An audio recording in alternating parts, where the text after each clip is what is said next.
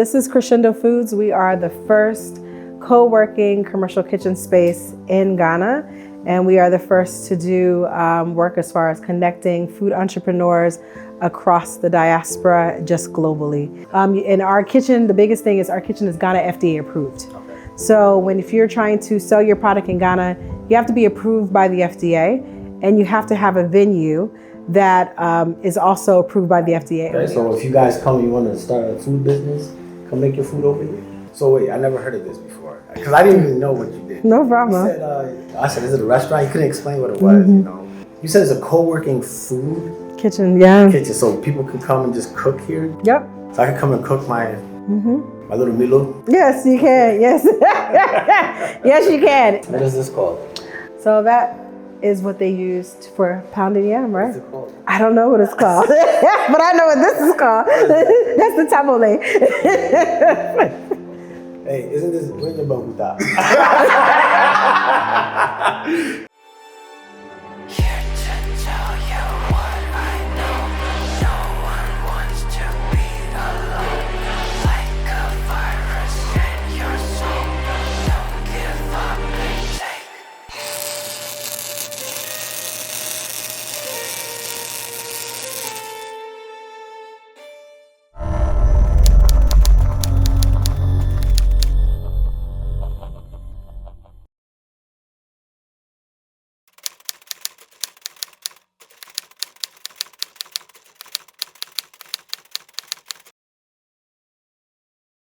Guys, so I told you I was going to introduce you to the Diasporan, some of the Diasporans that have businesses out here. I'm going to introduce you to Wanida at Crescendo's. If you're trying to start a business with food, she can definitely help you with the FDA approvals and everything. So let's see what she got cooking over there. Get it? Cooking? Yeah, cooking? Yeah, that was corny anyway. This is KP. I'm here with Dr. Wanida. That's right, Dr. Wanida. We stepped it up a little bit. We went to doctor status. So Dr. Wanida, say hi to everybody. Hi, everyone. Thanks for joining us. Yeah, thanks for joining me and them too. Could you tell us what this place is? Sure. So thank you so much for coming by. This is Crescendo Foods. We are the first co-working commercial kitchen space in Ghana, and we are the first to do work as far as connecting food entrepreneurs across the diaspora, just globally. So we created this space for people to come out, to vibe to, eat good food, to be able to produce, and to also be able to learn. And that's what has us stand out from other kitchen spaces of this realm on the continent. But also it's just for us, we're about rooting for everybody Black. Okay. So wait, I never heard of this before, because I didn't even know what you did. No problem. I said, is it a restaurant? You couldn't explain what it was, you know. I met Dr. Wanida through my friend Kofi. You said it's a co-working food kitchen, yeah. Kitchen, so people can come and just cook here? Yep. So I can come and cook my little Milo? Yes, you can, yes. Yes, you can. And I mean, whether it's for you, your own personal need, or let's say you're a caterer. We also do cooking classes. Okay. So if anybody is interested in learning how to cook, how to do techniques, so we have chefs who utilize our space as well. And then we also do fine dining experiences too. And with that fine dining, it means that, you know, we may have a group of people or somebody may want to use our space to do an event or do trainings. And so we also have that as well. But I'll give you guys a tour. Free? Do people pay for it? How does it work? Great, I'm glad you asked. So we actually do have people pay for it, but we also have, we've implemented a membership program. So that means that if you're a membership, because we're about people learning and uplifting Pan-African businesses, we offer trainings, and so we always do this monthly workshop. So we have a membership where if people don't need a space, they can just come to the monthly workshop. We do one on marketing, we've done one on food safety, the science of food, and then we have one for producers or people who actually need co-working space. So when we go inside, you'll be able to see where people sit, and then the kitchen space where people can actually produce. And you get a certain amount of hours per month. In our kitchen, the biggest thing is our kitchen is Ghana FDA approved. Okay. So if you're trying to sell your product in Ghana, you have to be approved by the FDA, and you have to have a venue that is also approved by the FDA, and we are. So that's one less hurdle that you as a food business have to encounter. So if they make their foods here, is it automatically approved by the FDA? Yeah, you just put our venue on the list. Oh, wow. I mean, on their application, they know us. No, okay. Yeah, yeah. That should probably speed up the process. Yes, definitely does. And we've had some testimonies as well. So it's been exciting. Okay, so if you guys come and you want to start a food business, come make your food over here. You want to give us a little tour? Sure. This is our outside space. So like I said, we have co-working spaces. So if you're someone who just wants to come, sit out, vibe, do some work, it's also very quiet here. We're in Westlake Gardens. We're about 5 minutes from Gimpa. So for folks who hate air conditioning, you can sit outside. As you can see, we have a couple of spots where people just sit out and chill. Then we have a bathroom outside. We know that people love to take pictures here in Accra. So you're more than welcome to take pictures at our signboard as well. It does light up at night. Okay. I see you got some things out here in the sun. What is that? Sure. So that's actually one of our members. They make almonds. They do tropical almonds. So they're actually doing their roasting process. Oh, okay. So we do have members of the space of people who actually produce from here. So we have one company called Talman, and they make almond milk. They also do fonio, and they do tropical almonds as snacks. Wow. Do they sell it here in Ghana? Or? Yes, yes they do.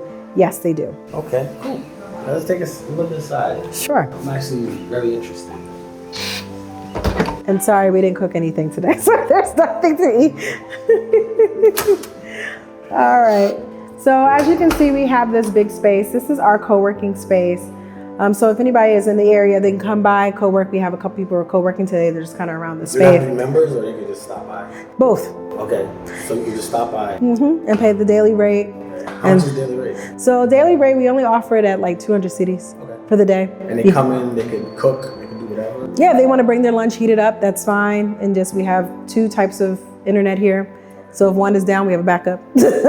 So if they want to come and actually cook, they can? Yes, they can. And then we have a rate for the kitchen as well. So it's 200 cities? For just to co-work. Okay. But if you want to use the kitchen, because you're talking about gas and somebody coming to clean up for you after you, we charge 650 cedis for the whole day. Okay. And you get half the kitchen. If you want to use the entire kitchen, I'm sorry, not 650, 750. But if you want to use the entire kitchen, it's about 1,500 cedis. Okay. And we'll go into the kitchen. You'll be able to see how big it is and all of that. Everything here is made locally. So we really wanted to utilize Ghanaian artisans. And so down to the tables, what you see here, the light fixtures, everything is made here locally in Ghana.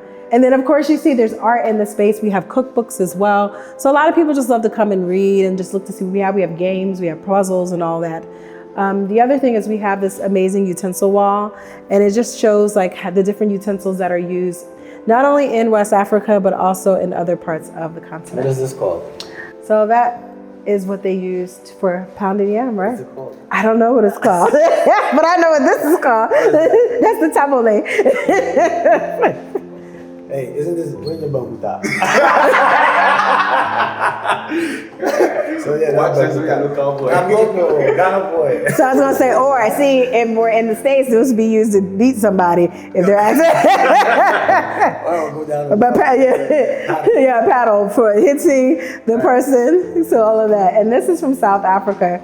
So we just have things from different parts of the continent as well. Okay.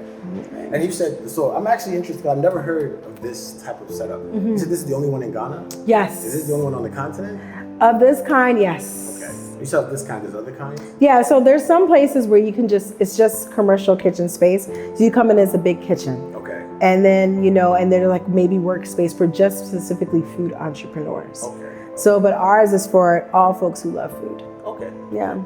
All right, so as you can see, walk through the hallway. It's kind of like an octagon because of the way it's shaped. And art here is pretty nice. Thank you. So we'll come in here. This is our kitchen, and perfect. We actually have somebody cooking today. Hi, Sophie. Don't mind us. All right, so this is the kitchen space. So literally from here down in this table is what the person can utilize, and then we have ingredients for people to use.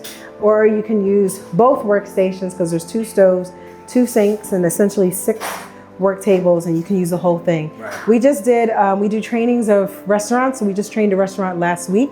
And so we can actually fit about 15 people in here. But if you're trying to do a training, we try to make it reasonable. So we'll do like maybe 10 people at a time. Right. And then of course in the back, it's a little bit more proprietary, but we have refrigerator and a freezer for people to store their stuff. So this is one of our production spaces. So this is like where the almond company, they are doing like a massive production. So you will, so every now and again you may see somebody come in there, but this is where people can also store their ingredients as well. So we usually try to keep this place closed so people don't walk in.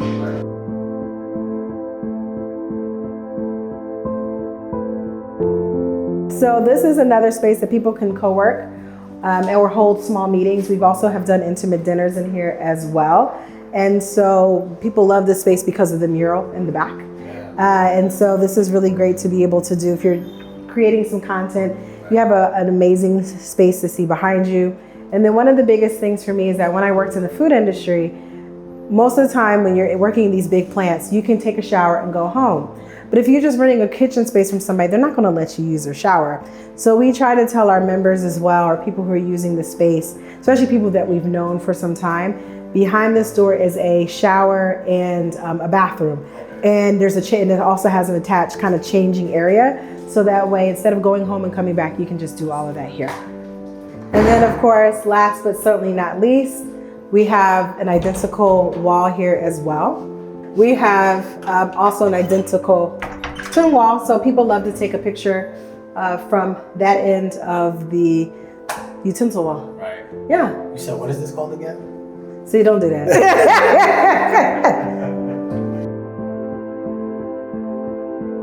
I can only imagine, being that this is the only one in Ghana, the networking is definitely serious because we'll be concentrating. Yeah, so the thing is now, of course, we have, there's been a few other spaces that have come up.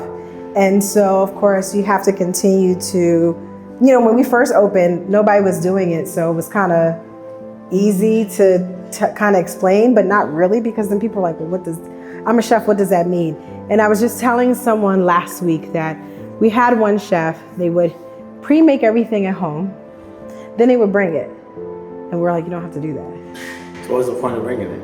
Yeah, I was like, you can bring all your ingredients here, make it from here, then go home. And it took them about 6 months to finally, it just clicked. Wait a minute, so why was he bringing the food here? Because I guess in there, they just didn't put 2 and 2 together. So what were they using the space for? That's what I said. I was like, you're doing a dinner. Because they're so used to, when they do dinners, they pre-make everything at home. Also, the dinners were being had here. Yeah, so they would have it here. But why pre-make everything at home when you can pre-make it here? And they're like, what?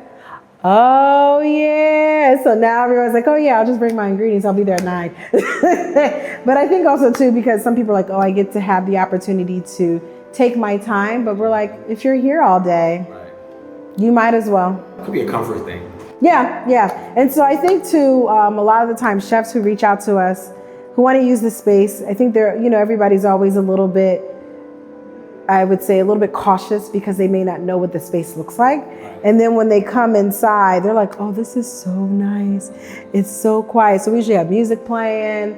We'll have either jazz by Black artists playing, or we'll have Fela Kuti playing. We'll have, sometimes you'll hear King Promise. We'll have Amapiano, R&B. Afrocentric. Yeah, very much so. I mean, don't get me wrong. You will hear Lady Gaga. No Elvis. No.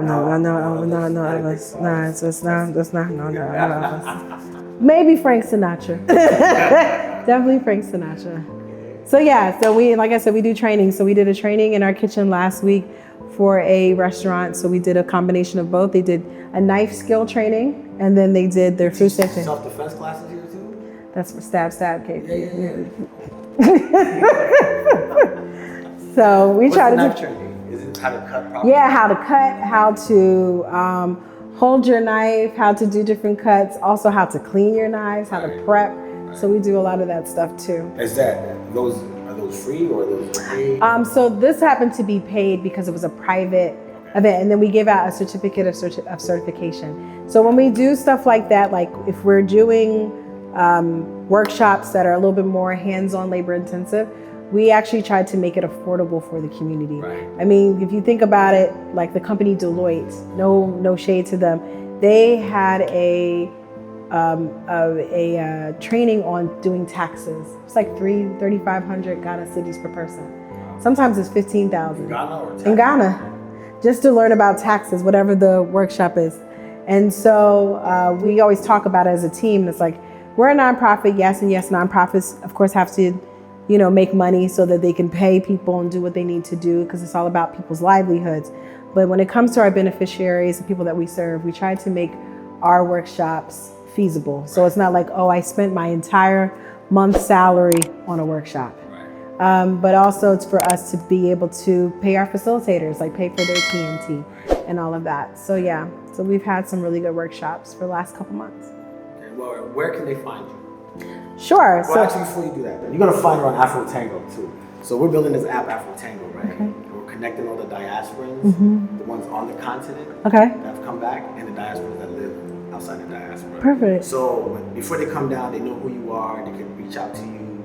If they want to donate, whatever they can do that as well. So you can find her on Afro Tango. I'll put information down below. But where else can they find you? Sure, you can also find us on Instagram. One big thing that we just announced is that we're doing the first ever culinary residency program for people across the diaspora, whether you live on the continent or you live across the world, let's live globally.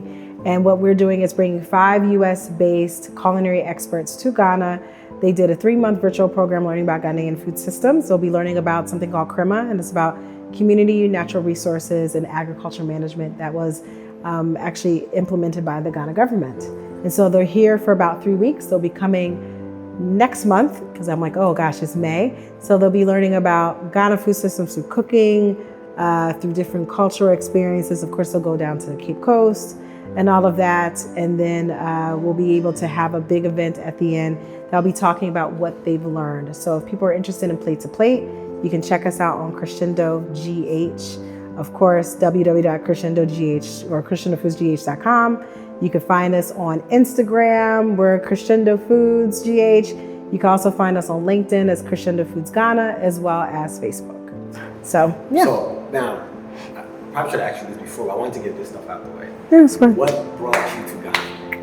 Okay, Were you born in Ghana? No, please. Okay. You said please, but afterwards. No, I've been here for 7 years on and off, but I've been living here. I lived here twice, lived here in 2018. Then came back and moved here in 2020. So I am actually originally from the US. I was born in Philadelphia, raised in South Jersey. So I'm really like a Philly girl through and through. It's so funny, my sister was just saying like, oh, we're Jersey girls. I'm like, what are we? So I lived in, of course, went to school in North Carolina. I got my PhD in food science. I'm a food chemist by training, and worked in the food industry. So I lived in Minnesota, and then came back to the East Coast, Southern area. I was in the DMV area working for the State Department. And so I worked on women in agriculture, created the first ever gender policy for the Economic and Business Affairs Bureau at that time. And it included creating these one-day workshops for having African women at the forefront, talking about how their country's policies, how they can actually be implemented by having a seat at the table. So we did one in the US as well as having them across the continent. And it was always making sure that African women were at the forefront. And so we did a series in DC, and then we did these one-day workshops in Ethiopia, Ghana, and South Africa. And then we were going to have one in Liberia as well. And as a result of that, the embassy here, the US Embassy in Accra, asked me to come back and live here for a few months working on women's economic empowerment by working with women entrepreneurs. We ended up launching a program called Young, Gifted, and Brown. And so it's connecting young Ghanaian girls to African women entrepreneurs that are across the diaspora. So definitely made sure that as far as parity, that we had more Ghanaian-based women as opposed to people who were from the US. Right. So we did that, and then I was actually asked to come and run an organization for somebody's maternity leave during the time. Came back in 2020, the world shut down, ended up changing, just direction. And one of my friends, a sorority sister of mine, said, why don't you start this kitchen space? You've been talking about it since like 2015. So I decided to start Crescendo and got this building in 2022 because we were actually just doing online and in-person workshops to build a little bit of clout, and here we are. Did you have any trouble setting up a Ghana? I mean, there's always trouble setting up a business. The reason I'm asking, right, and I like to ask this question a lot because, when you hear about coming to Ghana, it's like, it's all flowers. And it's romanticizing. So For someone, and it's a little different. If you're coming to have fun, it has a different vibe. Yeah. Than if you're coming to actually build something. Yeah, I mean, you'll encounter Wahala at any junction. Right. So I would say starting a business in Ghana, yeah, it definitely had its challenges. First and foremost is, of course, look, how can you register your business as a foreigner? You know, I'm registered as an NGO. I'm glad I'm an NGO because it's afforded me to be able to apply for grants instead of for profit. But, you know, there's a lot of nuances about that. Now I'm a Ghanaian citizen. I got my citizenship last year. So thank you. So that's a lot of other different things to worry about, but also trying to make sure that, you know, you're working with the right people. A lot of the times is that we think, I think just across, like we always look for cutting corners. And I'm like, no, I'm trying to do this right. And so also taking my time. Like I said, I started in 2021. We were registered in 2021. It took me a couple months to realize, like, yes, even though I'm registered as an NGO here, you still, nobody tells you. No, an NGO like certification is a whole other like ball game. And so once you get it done the first time, it's easier the second or third. But the initial, like, you had to get a background check of everybody. They come to your house. That was the year that people went on strike. So I couldn't get my certification documents to the person in time because they're like, if not, they'll revoke you. So it's a lot of stress. So that was one part of it. And also just as a person who's running a business, it's capital. You know, before, you know, everybody's into tech startups, which is great. But, you know, people don't think about businesses like these, right? And then I think people forget that funding, when they're like, you know, why don't you get funded? Well, funding is usually it appreciates white supremacy, and we don't do that here. Right. So there's other spaces that have founders who don't look like us. So of course they'll get buku money, but I'm here, I bootstrapped this. This is what this is where my savings went into, was creating something that has impact. And every person that walks up in here, they love the space, right? I mean, look at you. I mean, you've been here, you're already ready to eat. You're hungry. I'm already hungry. So don't worry, we'll feed him. We'll talk about that. So, and that was important to me. So, you know, also taking a leap, because like you said, it's one thing to just come and party. Right. I've never really come and partied. Right. And if I did, it was not during December. I came like in August, and that's my birthday month. So you never done that in December? I have, but I was like, this is too much. Too much? Too much. Traffic, prices are crazy. The first, like the big, you know, year return, a lot of my friends went. I actually went to Jordan. I went to Jordan. Yes.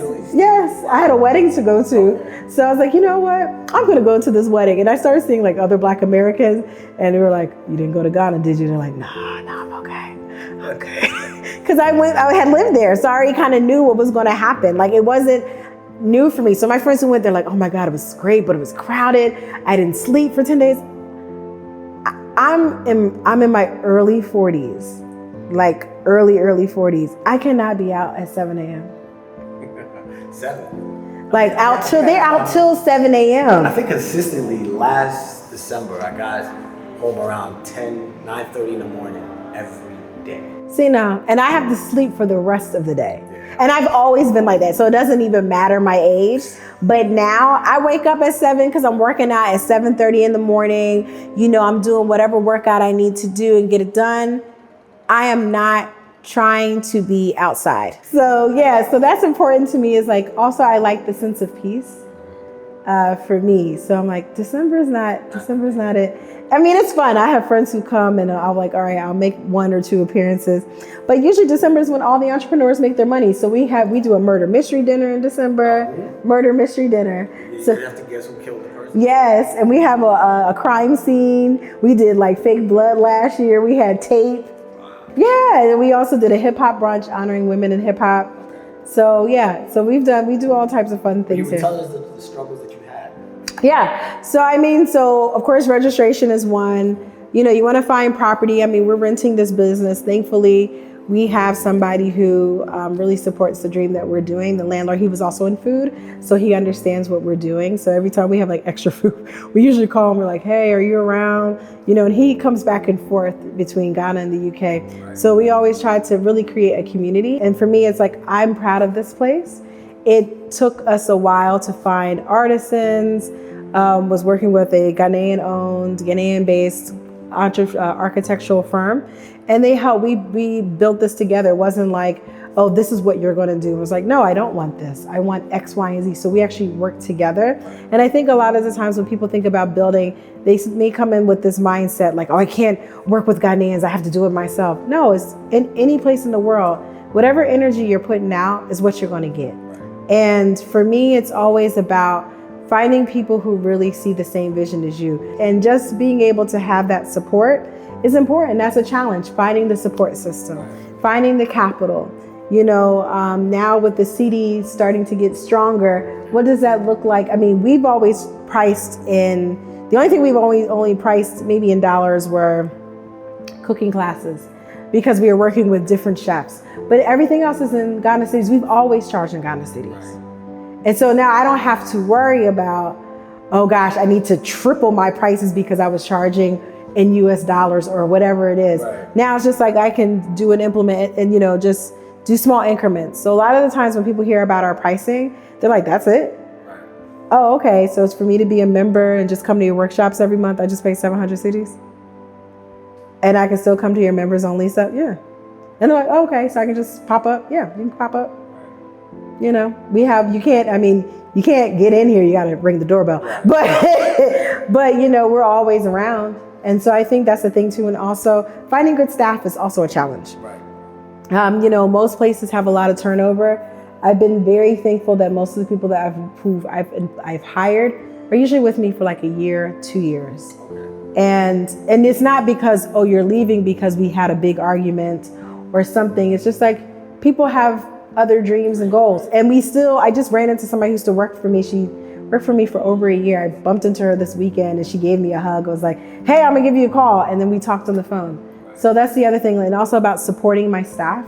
If they have something, I try to support. If they have other skills, we try to see how we can leverage that. So that is what's important to me, is literally creating this ecosystem that is supported. But it is hard when you're building a business where you're, more of a nurturing type. A lot of people assume, you can take advantage, but that's not the case. There's people who know what happens when you try to take advantage of good people. It's the karma. But that is one of the challenges that we always do face, is that, making sure that people know where we are. And it's okay, because, in the Ghana context, people say, get loud, get loud, get loud, and then be humble, be humble, be humble. And so that is, for us, Crescendo means to steadily get louder. So that's what we're doing. Steadily getting louder, having the people that are in our space also get louder. So we literally push them. We have them and put them in opportunities by force. And they're like, I don't know if I'm ready. You're ready.